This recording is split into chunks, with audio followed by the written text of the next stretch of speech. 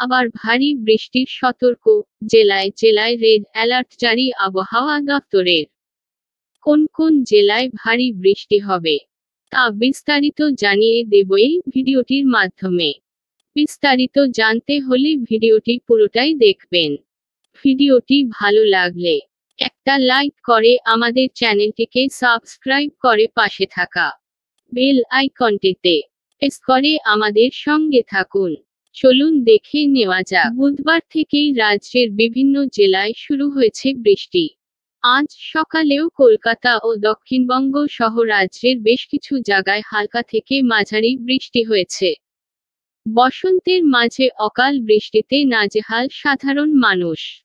আলিপুর আবহাওয়া দপ্তর সূত্রে খবর, কলকাতায় আজ সারাদিন মেঘলা আকাশ সঙ্গে হালকা বৃষ্টির দেখা মিলতে পারে।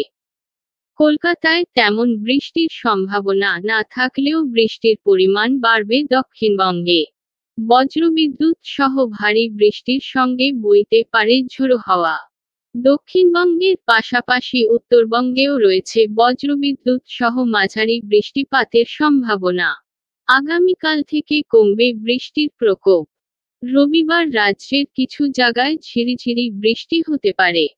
বৃষ্টির জেরে বেশ খানিকটা কমেছে তাপমাত্রা। আজ সর্বনিম্ন তাপমাত্রা থাকবে 21 ডিগ্রি সেলসিয়াসের কাছাকাছি।